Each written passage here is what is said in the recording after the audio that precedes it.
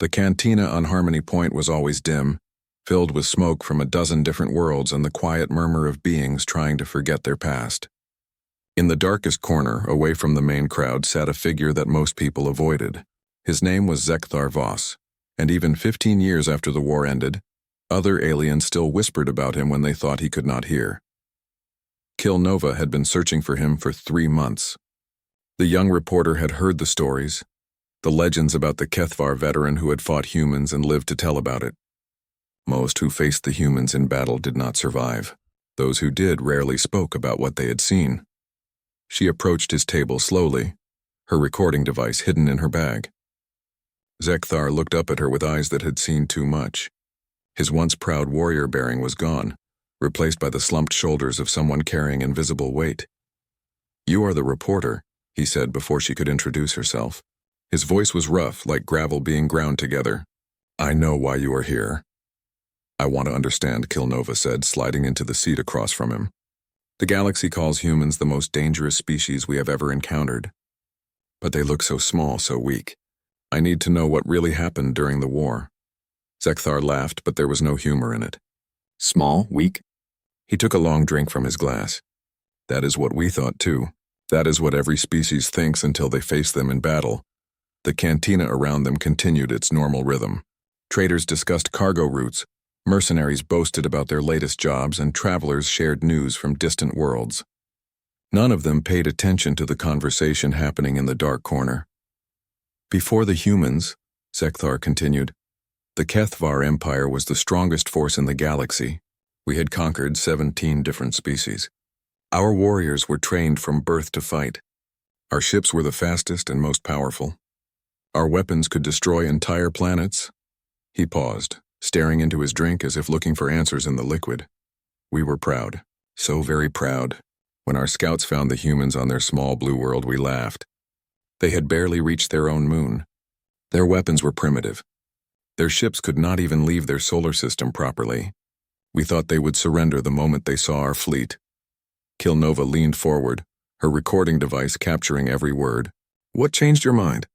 "Everything," Zekthar said. "Everything we knew about war, about fighting, about what it meant to be a warrior. The humans threw it all away and created something new. Something terrible." He ordered another drink from the server, a small insectoid being who kept his distance from the table. "Even here, on a neutral station, beings were afraid of the veteran. Our first mistake was thinking they would fight like us," Zekthar explained. "In Kethvar culture, war has rules, honor. There are ways to surrender, ways to show respect to your enemy. Civilians do not fight. Children are protected. Warriors face each other in open battle. The humans ignored all of this?" Kilnova asked. They did not just ignore it. They had never heard of it. To them, war was not about honor or glory. It was about survival, about making sure their families, their children, their entire species continued to exist. When you fight for survival, there are no rules. Zekthar's hands shook slightly as he lifted his glass. Kilnova noticed the scars on his arms, old wounds that had healed badly. The War Council was so confident, he remembered. Supreme War Master Kethaval himself said the humans would fall within one cycle of their planet's rotation. We had superior numbers, superior technology, superior training. What could possibly go wrong? But something did go wrong, Kilnova prompted. Everything went wrong from the very first battle. We expected them to meet us in space, ship to ship, fleet to fleet. Instead, they let us land on their colony worlds. They let us think we had won. Then the real fighting began. The veteran's eyes grew distant, seeing battles that happened years ago. Have you ever hunted, young reporter? Have you ever been the prey instead of the predator? Kilnova shook her head. The humans are predators, but not like us. We Kethavar are strong, fast. We overpower our enemies with direct force. Humans are different. They are patient. They watch. They learn. They wait for the perfect moment to strike. They hunted you. They hunted all of us. But not the way you might think. They did not just kill our soldiers. They killed our confidence, our certainty, our understanding of how war should be fought. Zekthar finished his drink and gestured for another. The cantina was getting busier as the station's night cycle approached. But their corner remained isolated. Before I tell you about the battles, he said, you must understand what the humans did to our minds. We came to their worlds expecting to fight warriors, Instead, we found something that still gives me nightmares. What did you find? We found that every human was a warrior when they needed to be. The farmer who grew food for their colonies could build bombs from his fertilizer. The teacher who educated their children could organize resistance cells. The doctor who healed their wounded could create poisons that would kill our soldiers slowly and painfully. Kilnova felt a chill run down her spine. All of them fought. All of them. From the oldest elder to the youngest child who could hold a weapon. They did not have a warrior class like us. They were all warriors when the situation demanded it. Can you imagine fighting an entire species where every single member is a potential enemy? The reporter tried to imagine such a thing and found it impossible. In her own species, like most others, there were clear divisions between civilians and military, between those who fought and those who were protected. That was our first lesson about humans, Zekthar said. They do not think like us. They do not act like us. They do not fight like us. And by the time we understood this, it was already too late. He looked directly at Kilnova, his eyes holding a warning. You want to know what makes humans dangerous? It is not their weapons or their ships or their technology. It is their refusal to accept defeat. No matter how badly things go, no matter how hopeless the situation becomes, they keep fighting. They keep adapting. They keep finding new ways to hurt you. And that frightens you? It should frighten everyone, Zekthar replied. Because once you understand what humans are capable of, you realize that the war we fought was not them at their worst. It was them being merciful. Zekthar ordered his third drink of the evening. The alcohol was not affecting him the way it used to, but it helped blur the edges of memories that were still too sharp after all these years. The first world we attacked was called New Haven, he began, his voice growing quieter as other beings in the cantina leaned in to listen, before thinking better of it and moving away. It was a farming colony in what humans called the Kepler system. 50,000 colonists, mostly families who had left Earth to start new lives. Kilnova waited patiently as the veteran gathered his thoughts. She had learned not to rush him. War Chief Graktul led the invasion force. I was young then, just a tactical officer on his command ship. We had done this 17 times before with other species. The pattern was always the same. Show overwhelming force, demand surrender, accept submission. Usually it took less than 1 day. But not with the humans. The humans did not even try to surrender. When our ships appeared in their sky, they sent one message. Just 4 words. Come and take it. Then they cut off all communication. Zekthar paused to drink, his hand steadier now that he was lost in the story. Graktul was amused. He thought it was bravado, the last desperate boast of a doomed people. He decided to make an example of them, show the rest of the human colonies what happened to those who defied the Kethvar Empire. What was your first sign that something was wrong? The landing. We expected them to concentrate their defenses around their main city, their government buildings, their spaceport. That is what every other species had done. Instead, the humans scattered. They abandoned their cities and disappeared into their farmland. Zekthar's eyes grew distant, seeing the green fields of New Haven as they had looked 15 years ago. We landed expecting to fight an army. Instead, we found empty buildings and silent streets. Graktul was confused but not worried. How dangerous could farmers be? We learned the answer quickly. The first patrol that went to secure the grain storage facilities never returned. We found them 3 days later, buried under tons of grain. The humans had rigged their own food supplies to collapse and crush our soldiers. Kilnova made notes, trying to understand the tactical implications. They destroyed their own resources? That was our second lesson about humans. They would rather destroy everything they had built than let their enemies take it. Every farm, every building, every piece of equipment that we tried to capture had been sabotaged. But surely your superior weapons gave you an advantage. Zekthar laughed bitterly. Superior weapons mean nothing when your enemy refuses to stand still and fight. The humans did not line up in formations for us to destroy. They hid in their grain fields, in their irrigation tunnels, in places we did not even know existed. He took another drink before continuing. The children were the worst part. On other worlds, children ran from us or hid behind their parents. Human children helped fight. I saw a girl who could not have been more than 12 years old lead an entire squad of our warriors into a trap. She pretended to be scared, crying and running away. They followed her, thinking to capture a prisoner. What happened? She led them into a field where the humans had buried explosives under the crop rows. Remote detonated, probably by her own parents. 23 Kethvar warriors died because they followed a crying child.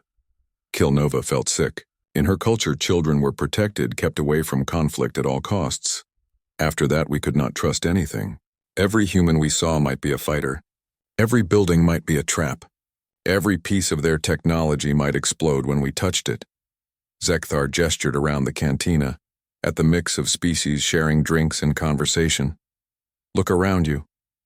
See how different beings interact here? There is respect, distance, understanding of boundaries. The humans threw away all of those concepts.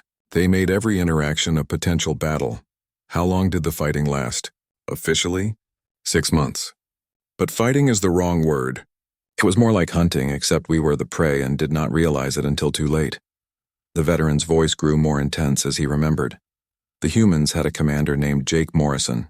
We learned his name because he started sending us messages. Not threats or demands for surrender, instructions. Instructions? He told us exactly what he was going to do to us and when he was going to do it. Then he did it. Every single time. He would say, "Tomorrow we will destroy your supply depot at grid reference 12 Alpha 7. We would reinforce the position, set up extra guards, prepare for attack. And somehow he would still destroy it exactly when he said he would." Zekthar's hands were shaking again. Kilnova wondered if it was from the alcohol or the memories. Morrison was teaching us something, though we did not understand it at the time. He was showing us that humans could strike anywhere, anytime, against any target they chose. No matter how well we defended, no matter how many soldiers we used, they would find a way. What about their casualties? Surely they were losing fighters too. That was the most frightening part. We were not sure if they were taking casualties or not. Bodies disappeared. Wounded humans vanished before we could count them. We never knew how many we were really fighting. They hid their losses. Worse, they recycled them. A human we thought we had killed would appear again days later, attacking from a different direction. We started to think they were immortal. Zekthar finished his drink and stared at the empty glass. Later, we learned the truth. The humans had an entire underground network of tunnels and hidden medical facilities. They would rescue their wounded and get them back into the fight as quickly as possible. But at the time, it seemed like magic. When did you realize you were going to lose? The moment I saw Lisa Park die and keep fighting. Tell me about her. Zekthar closed his eyes, the memory clearly painful even after all these years. Lieutenant Lisa Park was a human Marine. We cornered her and 3 other humans in a barn. They were outnumbered 20 to 1.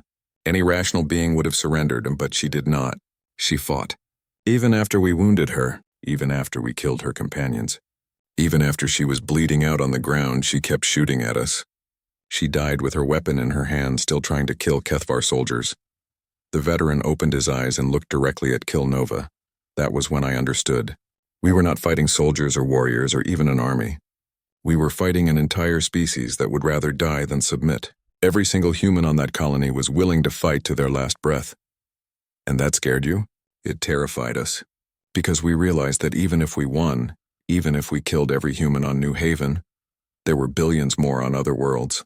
Billions of beings who would fight just as hard, just as desperately, just as cleverly. Zekthar gestured for another drink, though his words were already beginning to slur slightly. 6 months later, we withdrew from New Haven. Officially, we had won. We controlled the major cities, the spaceport, the government buildings. But the humans were still fighting, still sabotaging, still killing our soldiers every single day. So you left? Graktul called it a tactical withdrawal. He said we needed to regroup and plan a better strategy. But I knew the truth, and so did every other soldier who had fought on that world. What truth? The humans had beaten us. Not with superior weapons or numbers or technology. They had beaten us with pure stubbornness. They simply refused to quit fighting, no matter what we did to them. Zekthar received his new drink and took a long sip before continuing.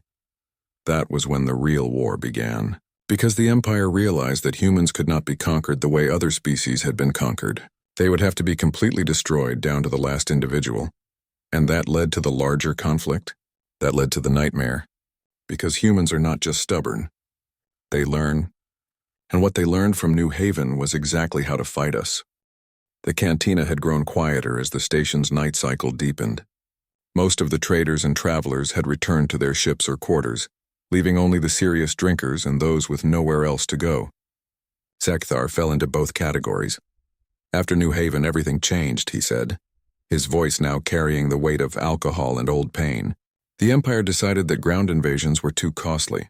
If humans wanted to fight like animals, we would exterminate them from space. Kilnova had filled 3 recording devices already, but she was afraid to interrupt the veteran's story.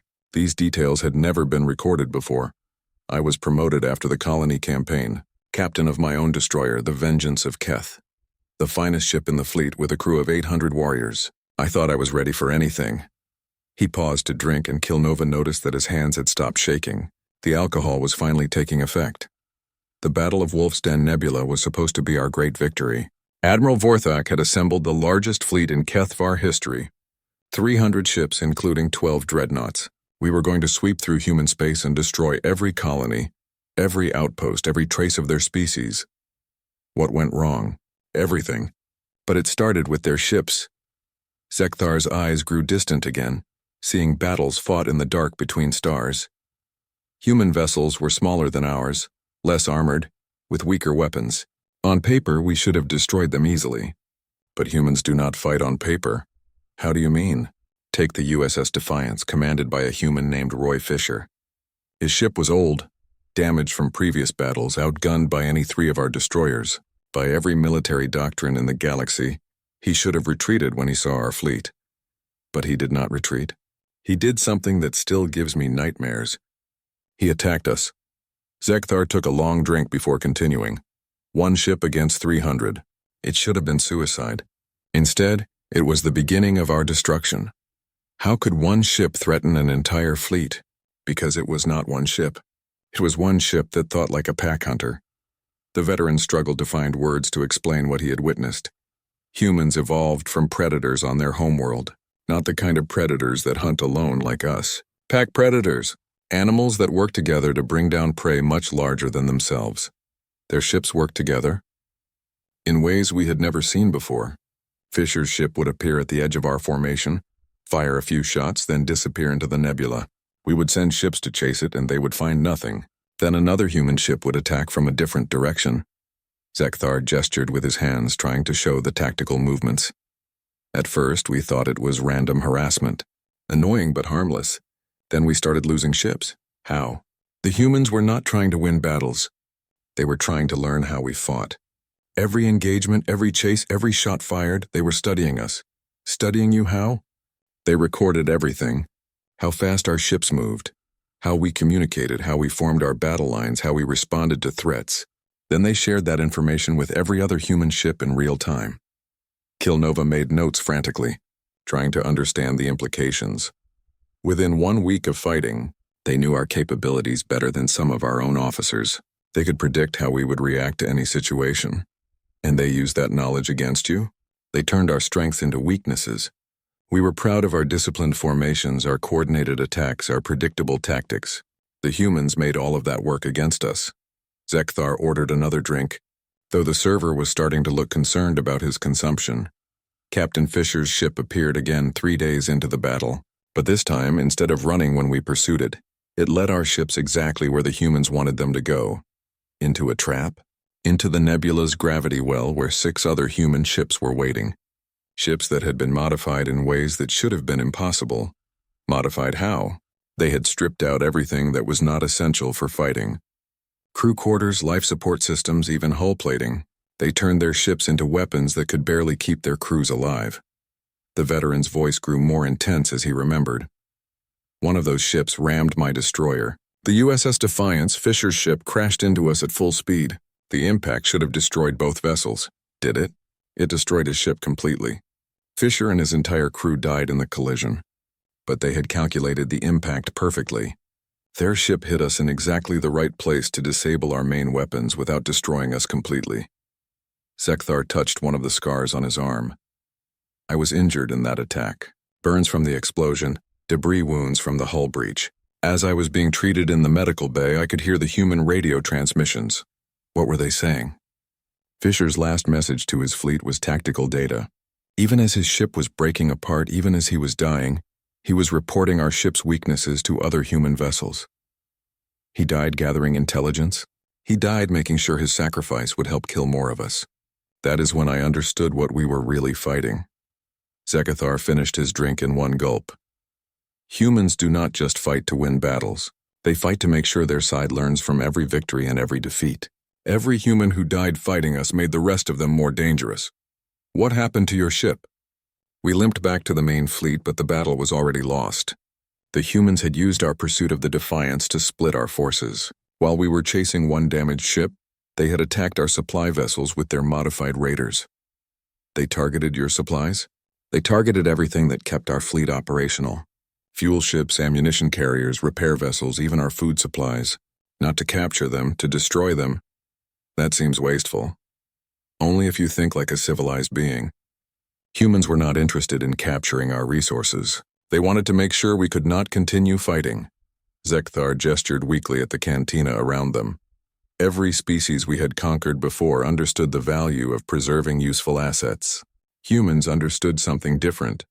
They understood that a starving enemy is a defeated enemy. How long did the battle last? Officially 6 days. But the real battle lasted much longer. How do you mean? The humans did not stop when they had won the engagement. They followed our retreating ships. Not to destroy us, but to study how we retreated. They wanted to learn our escape routes, our emergency procedures, our fallback positions. They were planning ahead. They were planning to destroy our entire civilization. And they were learning everything they needed to do it. Zekathar tried to order another drink, but the server politely refused. The veteran was clearly approaching his limit. The worst part was what happened to Captain Kate Sullivan. Tell me about her. She commanded one of the human ships that hunted us through the nebula. We captured her after her vessel was disabled. What was she like? Professional, courteous. She answered our questions about human fleet capabilities. She seemed almost helpful. That surprises you? It should have.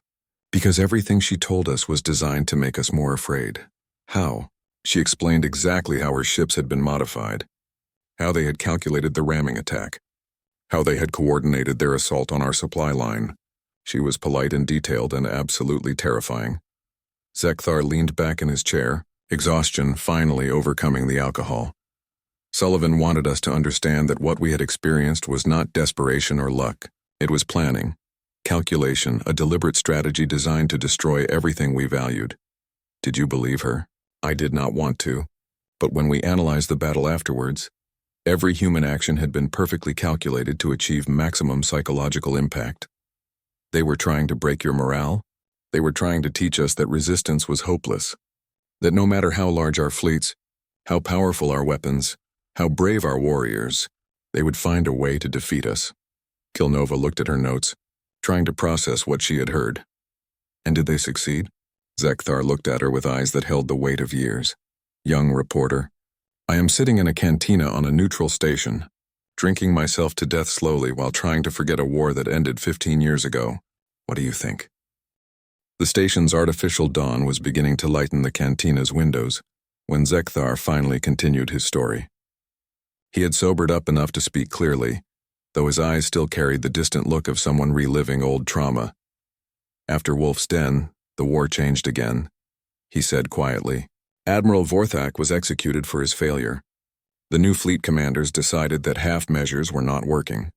If humans wanted total war, they would get it.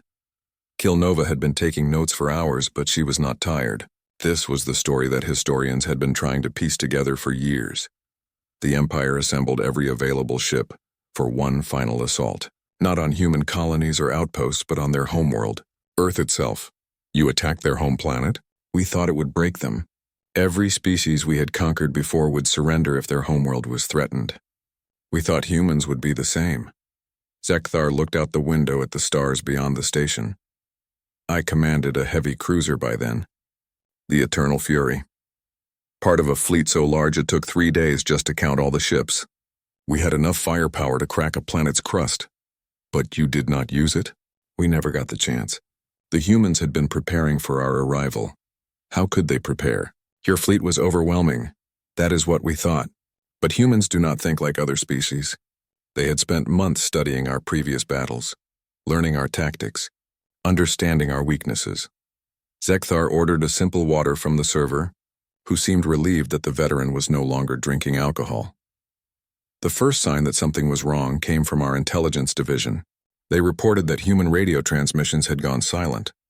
No communications between their ships, no coordination signals, nothing. They had stopped talking to each other. We thought so. Later we learned that they had switched to communication methods we did not know existed. Quantum entanglement networks, they called them. Impossible to intercept or decode. What difference did that make? It meant that while we thought they were confused and disorganized, they were actually coordinating the largest defensive operation in their history. Zekthar sipped his water, gathering his thoughts. General Chris Montana commanded the human ground forces. We learned his name because he started broadcasting messages to our fleet. What kind of messages? Surrender demands. Kilnova blinked in surprise. The humans demanded that you surrender?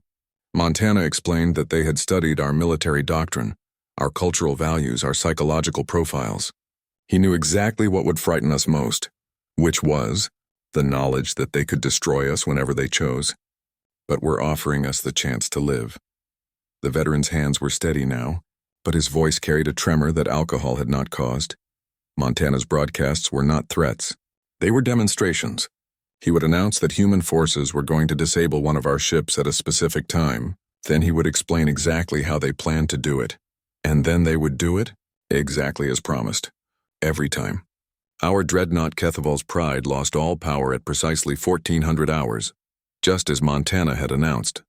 The cruiser Warrior's Edge had its main weapons disabled at dawn the next day, exactly as predicted. How were they doing this? We did not know. Our ships were being attacked by forces we could not see, using weapons we did not understand, in ways that should have been impossible. Zekthar touched another scar on his neck, this one newer than the others. Later we learned that humans had infiltrated our supply lines months earlier. Every repair part, every replacement component, every piece of equipment we brought to the battle had been sabotaged. They had been planning this for months? Years. The humans we captured told us that they had been studying our technology since the first battle at New Haven. They knew our ships better than our own engineers. What about their ground defenses? Surely you could have overwhelmed those. That was where Colonel Amy Rodriguez proved that humans were not just tactically superior.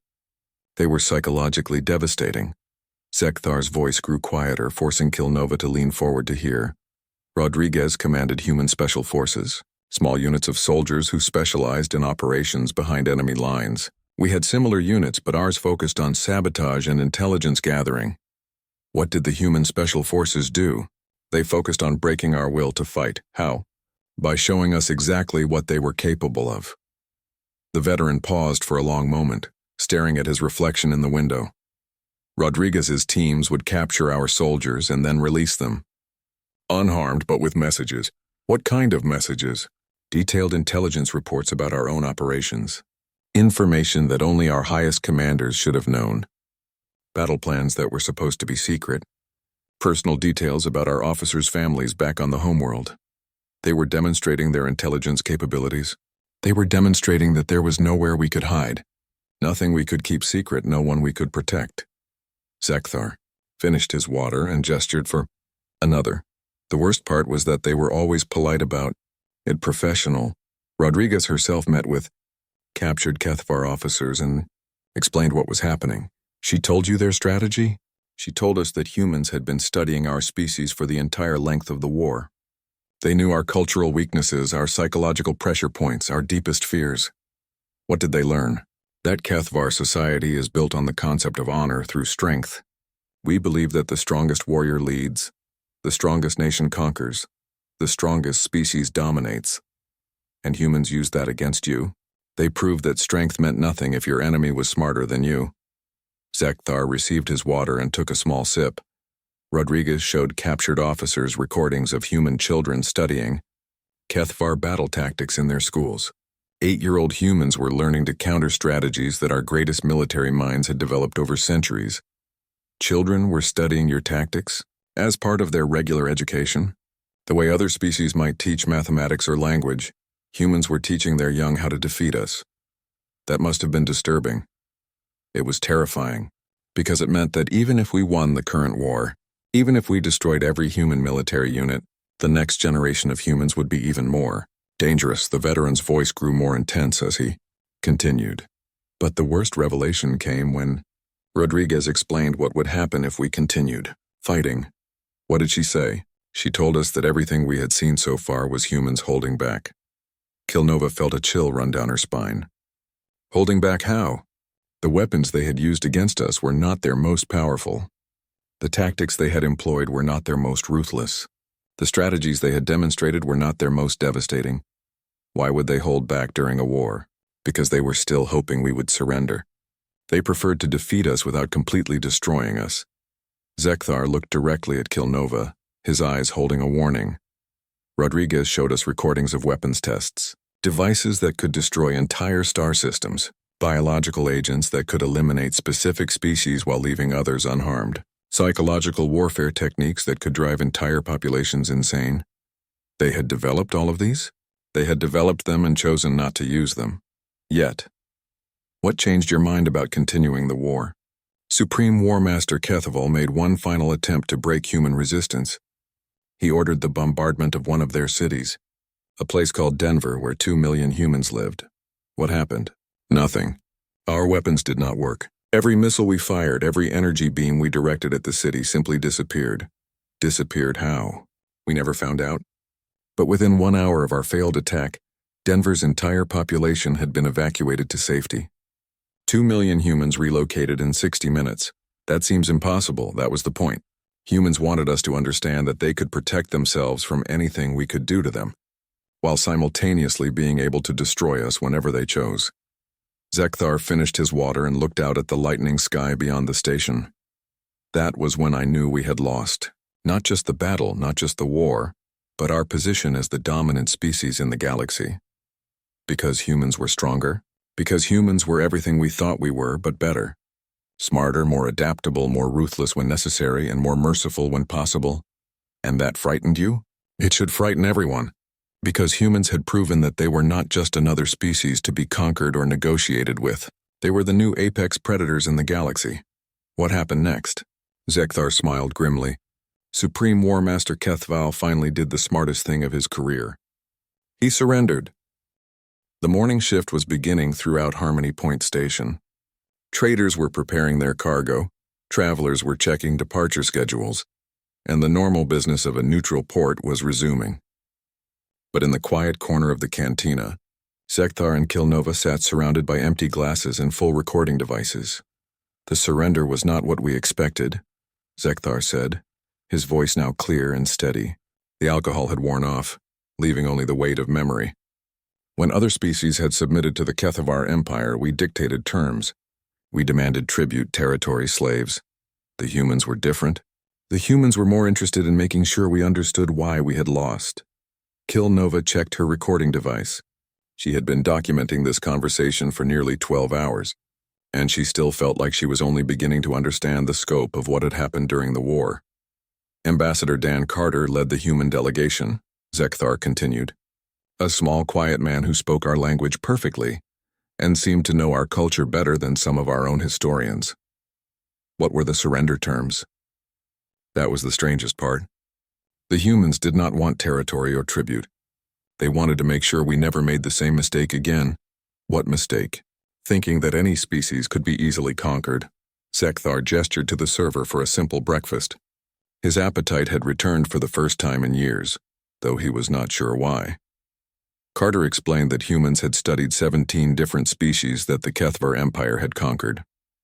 In every case, we had succeeded because our enemies had fought the way we expected them to fight. And humans fought differently. Humans fought the way they needed to fight in order to win. They threw away every convention of civilized warfare and created something new. Something more effective, something more terrifying.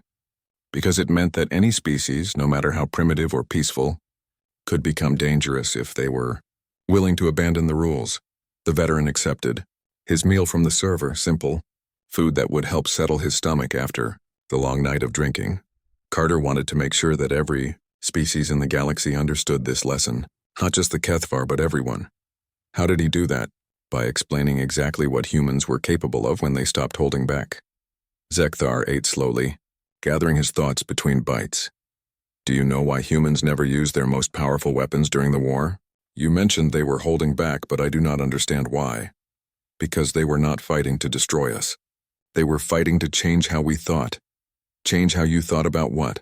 About the nature of power itself. The veteran put down his utensil and looked directly at Kilnova. For thousands of years, the Kethvar Empire believed that might made right. The strongest species conquered the weak. The most powerful weapons determined victory. The largest armies controlled territory. That seems logical. That is what we thought. But humans proved that all of those concepts were obsolete. How? By showing us that intelligence, adaptability, and determination were more valuable than raw strength. Zekthar resumed eating, but his attention was clearly focused on the conversation. Carter showed us recordings of human children solving tactical problems that had stumped our best military minds. He demonstrated technologies that made our most advanced weapons look primitive. He explained strategies that could have ended the war in days instead of years. Why did they not use these advantages earlier? Because they wanted us to learn. Every battle, every engagement, every victory and defeat was designed to teach us something about the nature of modern warfare. What did you learn? That the age of conquest was over. That any species intelligent enough to reach the stars was potentially dangerous enough to destroy any other species. Kilnova made notes, trying to understand the implications of what she was hearing. The humans were not just fighting a war. They were conducting a lesson for the entire galaxy. A lesson about what? About cooperation instead of conquest. About mutual benefit instead of domination. About the fact that diversity of thought and approach was more valuable than uniformity of power. Zekthar finished his meal and pushed the plate away. Carter explained that humans had identified over 40 different, intelligent species in our local region of the galaxy. All of them had unique capabilities, technologies, and perspectives that could benefit everyone. But the Kethvar Empire had been conquering those species. Exactly. We were destroying the very diversity that could have made all of us stronger. And humans wanted to stop that. Humans wanted to create something new.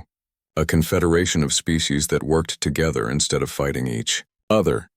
The veteran looked out the window, at the busy docking bays where ships from dozens of different worlds were loading and unloading. Cargo, this station Harmony Point, was one of the first results of that vision. A neutral trading post? A place where different species could meet, trade, share knowledge, and resolve disputes without warfare. Kilnova followed his gaze, seeing the station's activities in a new light. The humans created this. The humans proposed it. But every species here chose to participate, including the Kethvar, especially the Kethvar, because we learned that cooperation was more profitable than conquest. Zekthar stood up slowly, his movements showing the stiffness of age and old injuries. There is something else you need to understand about humans, young reporter. What is that? They forgive their enemies. How do you mean? After the war ended, humans helped rebuild Kethvar worlds that had been damaged during the fighting. They shared medical technology that saved millions of our people. They offered educational exchanges that taught our children new ways of thinking. That seems unexpected. It was completely unprecedented. Every other species we had conquered either submitted to our rule or was destroyed. Humans offered a third option, which was redemption. Zekthar began walking toward the cantina's exit, and Kilnova gathered her equipment to follow. I fought against humans for 3 years. I killed human soldiers, destroyed human ships, participated in attacks on human colonies. And they forgave you for that? More than forgave. They offered me opportunities to help build the new confederation. Did you accept? I was too afraid, too broken by what I had experienced during the war. So I came here instead to drink and remember and try to forget. They reached the cantina's entrance, where the bright lights of the station's commercial district were beginning to attract the day's first customers. But others did accept. Former Kethvar officers now work alongside human diplomats. Kethvar engineers collaborate with human scientists. Kethvar artists share their work with human audiences. The two species are friends now. The two species are learning to be something better than friends.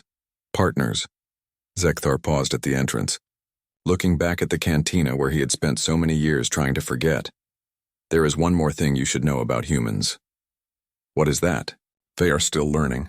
Still adapting, still becoming more than they were. Is that good or bad? That depends on whether the rest of us choose to learn and adapt with them. As they walked into the station's main corridor, Kilnova noticed something she had not seen before. Humans and Kethvar working together at various shops and offices. Children from different species playing together in the common areas. Beings who had been enemies 15 years ago now sharing meals and conversations. Ambassador Carter told me something during the surrender negotiations, Zekthar said quietly, something that still gives me hope. What did he say? He said that humans had learned as much from fighting us as we had learned from fighting them. That the war had taught them the value of different perspectives and approaches to problems. They learned from their enemies? They learned that enemies were just potential allies who had not found the right way to cooperate yet. They stopped at a viewport overlooking the docking bays, where ships from across the galaxy were arriving and departing in peaceful commerce. Do you regret fighting the war? Kilnova asked. Zekthar considered the question for a long moment. I regret the deaths, the destruction, the years of fear and hatred, but I do not regret what came after. The Confederation, the understanding, the knowledge that we are all stronger together than any of us could be alone. He turned to look at the young reporter. Humans taught us that the greatest victory is not defeating your enemy. It is turning your enemy into an ally. And that is what they did? That is what they are still doing. Every day with every species they encounter. Zekthar began walking away, then paused and looked back. Write your story, young reporter. But remember this, the humans I fought were terrifying because they refused to give up. The humans who live among us now are inspiring because they refuse to give up on us. What do you mean?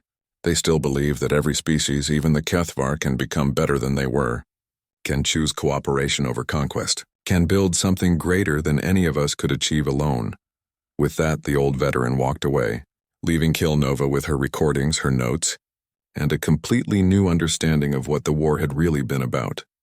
As she watched him go, she noticed that his shoulders were straighter than they had been the night before. His step was steadier. For the first time in 15 years, Zekthar Voss was walking like a warrior again.